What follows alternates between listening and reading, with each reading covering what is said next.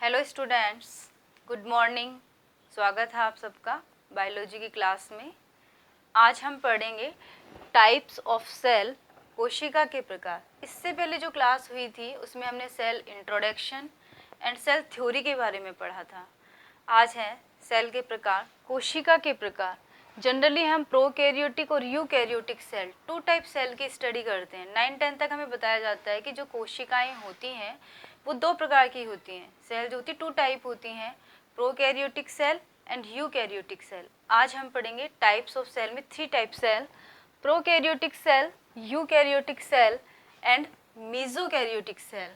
जो पहला प्रकार है प्रोकैरियोटिक सेल। प्रो मतलब होता है प्रिमिटिव और कैरियोटिक मतलब होता है न्यूक्लियस। प्रो प्रिमिटिव, आद्य प्रकार का जिसका न्यूक्लियस होता है, जो वेल डेवलप नहीं होता है, हम उसे कहते हैं प्रिमिटिव। प्रिमिटिव मतलब आद्य प्रकार का, आद्य जो विकसित ना हो। कैरियोटिक न्यूक्लियस, न्यूक्लियस मतलब केंद्रक, जिसका केंद्रक क्या हो, आद्य प्रकार का हो, वेल डेवलप नहीं हो, विकसित नहीं हो। Nucleus is not well organised, जिसका न्यूक्लियस क्या है, वेल ऑर्गेनाइज्ड नहीं हो, अच्छी तरह से सुसंगठित नहीं है, व्यवस्थित नहीं है जैसा होना चाहिए। तो nucleus is not well organised, केंद्रक सुसंगठित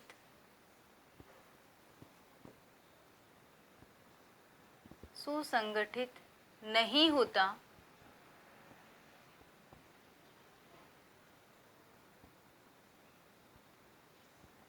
सेकेंड पॉइंट है न्यूक्लियर मेम्ब्रेन अपसेंट। जो न्यूक्लियर मेम्ब्रेन होती है वो भी क्या होती है, अपसेंट होती है। न्यूक्लियस के चारों तरफ, केंद्रक के चारों तरफ न्यूक्लियर मेम्ब्रेन प्रेजेंट होती है, जो प्रोकैरियोटिक सेल में क्या होती है, अपसेंट होती है। केंद्रक झिल्ली अनुपस्थित होती है, या हम कहें न्यूक्लियर मेम्ब्रेन क्या होती है, अनुपस्थित होती है। Such nucleus called nucleoid, genophore and primitive. इस तरह का जो न्यूक्लियस होता है जिसके चारों तरफ मेम्ब्रेन प्रेजेंट नहीं होती है, उस न्यूक्लियस को हम कहते हैं जीनोफर कहते हैं, न्यूक्लियोइड कह सकते हैं, और प्रिमिटिव कह सकते हैं। Nuclear membrane absent, such nucleus is called nucleoid, genophore and primitive. ये जो न्यूक्लियस होता है वो प्रोकैरियोटिक जो सेल होती है उसका मेन कैरेक्टर हम कह सकते हैं कि होता है डीएनए नेकेड। जो डीएनए होता है नेकेड होता है, उस पर कोई कवर नहीं होता, हम कहेंगे नग्न होता है डीएनए। इसमें डीएनए नेकेड, नग्न। अब ये डीएनए नेकेड कैसे होता है, जो हिस्टोन प्रोटीन होती है वो अपसेंट होती है इसमें। हिस्टोन प्रोटीन, जो न्यूक्लियस होता है, न्यूक्लियस के अंदर क्रोमोसोम होते हैं, उसमें डीएनए होता है। जो डीएनए होता है वो हिस्टोन प्रोटीन के साथ बाउंडेड होता है, हिस्टोन प्रोटीन के साथ जुड़ा हुआ होता है, तो इसमें हिस्टोन प्रोटीन अपसेंट होती है। तो डीएनए को हम क्या कहते थे कि डीएनए नेकेड होता है, तो हिस्टोन प्रोटीन क्या होगी, अपसेंट। हिस्टोन प्रोटीन का अभाव होता है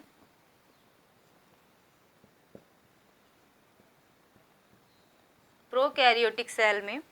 न्यूक्लियोलस अपसेंट, जो न्यूक्लियोलस होती है, न्यूक्लियस के अंदर न्यूक्लियोलस प्रेजेंट होती है, वो क्या होती है, प्रोकैरियोटिक सेल में न्यूक्लियोलस अपसेंट होती है। केंद्रिका का अभाव होता है, हिंदी में कहते हैं इसको केंद्रिका। तो केंद्रिका भी इसमें क्या होगी, अनुपस्थित होगी। नेक्स्ट पॉइंट है spindle fibre are not formed. जब सेल डिवीजन होती है तो सेल डिवीजन के टाइम स्पिंडल फाइबर बनते हैं, और ये स्पिंडल फाइबर जो होते हैं प्रोकैरियोटिक कोशिका में नहीं बनते हैं, स्पिंडल फाइबर भी अनुपस्थित होते हैं। स्पिंडल फाइबर को कहते हैं तर्कु तंतु।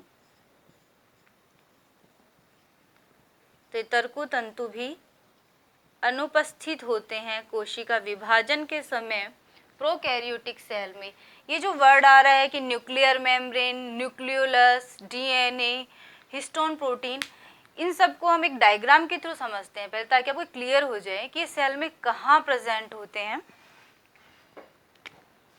तो ये मैं जो डायग्राम बना रही हूँ ये न्यूक्लियस का डायग्राम है। ये न्यूक्लियस जो है कहाँ प्रेजेंट होता है? सेल में प्रेजेंट होता है न्यूक्लियस। मेनली ये सेल के सेंटर में प्रेजेंट होता है।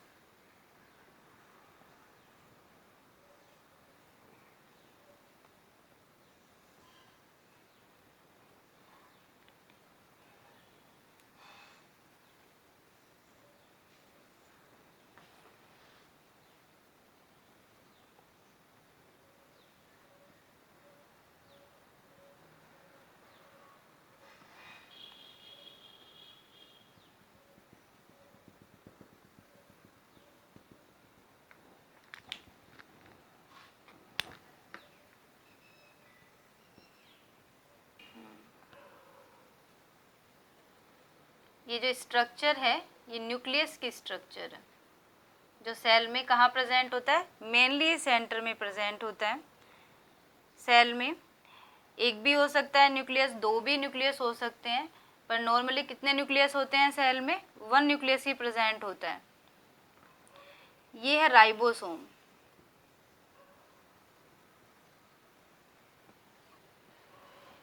Endoplasmic reticulum.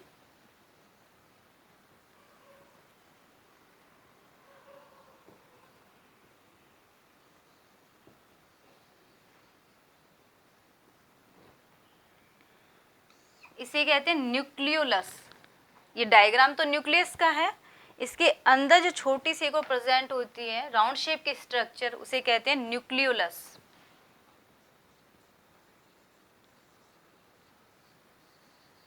न्यूक्लियोलस या कहें केंद्रिका।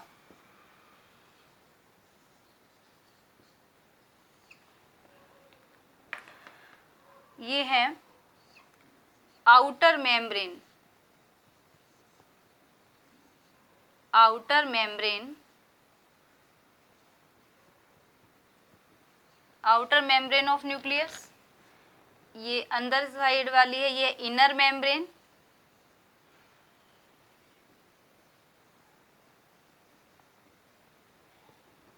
Inner membrane of nucleus. Nucleus की डबल मेम्ब्रेन होती है। ये जो डबल मेम्ब्रेन वाला कैरेक्टर है ये कैरेक्टर होता है यूकैरियोटिक सेल का। Outer membrane, inner membrane, 2 type membrane होती है इसके। ये जो सेंटर में आप देख रहे हो थ्रेड लाइक जो स्ट्रक्चर है ये क्रोमेटिन नेटवर्क है। Chromatin network. ये क्रोमेटिन नेटवर्क है, इनमें क्या होता है? क्रोमोसोम होते हैं, इन्हीं में डीएनए और हिस्टोन प्रोटीन प्रेजेंट होता है। डीएनए एंड हिस्टोन प्रोटीन आपस में जुड़े हुए होते हैं। ये हिस्टोन प्रोटीन है और इसके चारों तरफ इस तरीके से डीएनए होता है। ये है हिस्टोन प्रोटीन, डीएनए। ये स्ट्रक्चर है न्यूक्लियस का। न्यूक्लियस के स्ट्रक्चर में हम देखते हैं कि ये जो डबल मेम्ब्रेन है बाहर की साइड है ये आउटर मेम्ब्रेन है न्यूक्लियस की, अंदर की साइड है इनर मेम्ब्रेन ऑफ न्यूक्लियस। ये थ्रेड लाइक स्ट्रक्चर दिखाई दे रहा है, ये क्रोमेटिन नेटवर्क का है। इसी में क्रोमेटिन क्रोमोसोम प्रेजेंट होते हैं जो क्रोमोसोम में कन्वर्ट हो जाते हैं।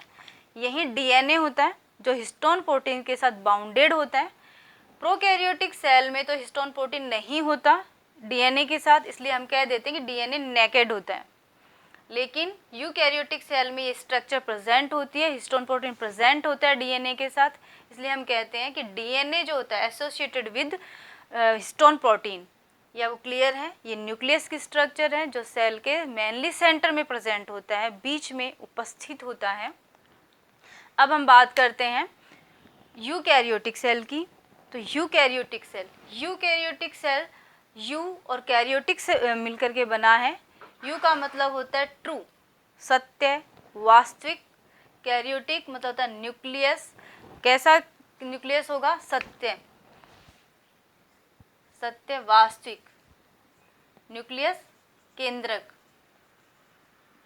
तो ऐसा न्यूक्लियस जिसमें सभी उसके कैरेक्टर प्रेजेंट हो, मौजूद हो, वेल डेवलप हो, उसे हम क्या कहेंगे? यूकैरियोटिक सेल में वेल डेवलप जो न्यूक्लियस होगा क्या कहलाएगा? सुविकसित केंद्रक होगा वो। वेल ऑर्गेनाइज्ड न्यूक्लियस प्रेजेंट, जो यूकैरियोटिक सेल होती है उसमें वेल ऑर्गेनाइज्ड न्यूक्लियस प्रेजेंट होता है। बाउंडेड बाय न्यूक्लियर मेम्ब्रेन, जो न्यूक्लियर मेम्ब्रेन से, ये जो न्यूक्लियर मेम्ब्रेन है इससे क्या होगा? बाउंडेड होगा।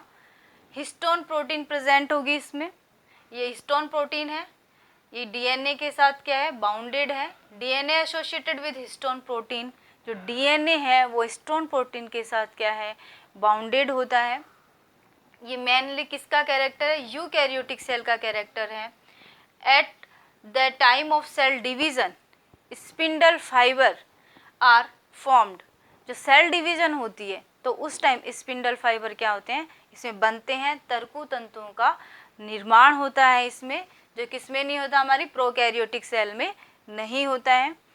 अब आती है नेक्स्ट जो सेल है, थर्ड टाइप है मीसोकैरियोटिक सेल। मीसोकैरियोटिक सेल वो सेल होती है जिनमें prokaryotic cell and eukaryotic cell दोनों के कैरेक्टर प्रेजेंट होते हैं। Mesokaryotic cell have characters of both prokaryotic and eukaryotic cell, दोनों सेल्स के कैरेक्टर प्रेजेंट होंगे। यूकैरियोटिक एंड प्रोकैरियोटिक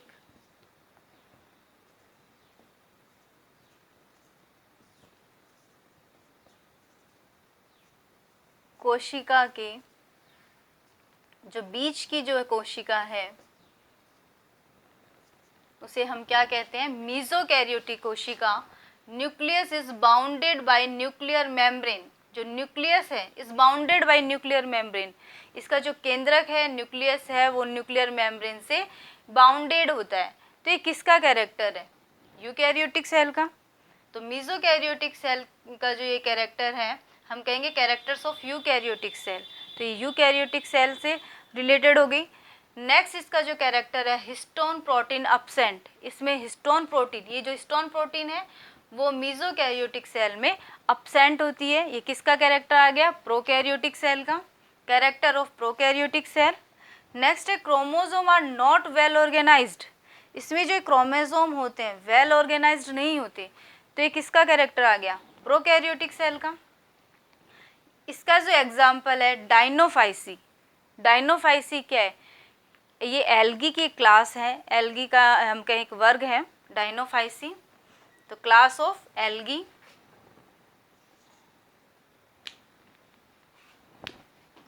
डाइनोफाइसिस का एग्जाम्पल है क्लास ऑफ एल्गी।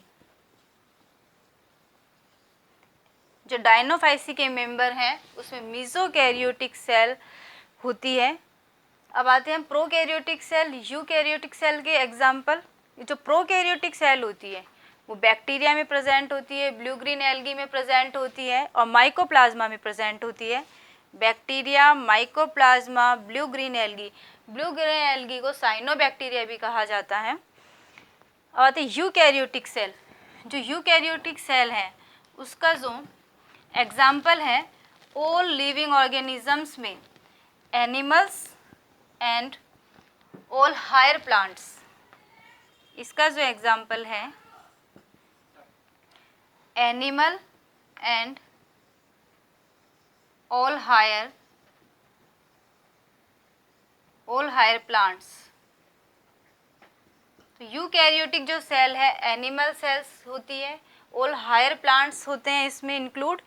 मीसोकैरियोटिक सेल का हो ही गया कि मीसोकैरियोटिक डाइनोफाइसी की जो सेल होती है उसमें होती है। मिलते हैं नेक्स्ट वीडियो में एक अगले टॉपिक के साथ। Thank you.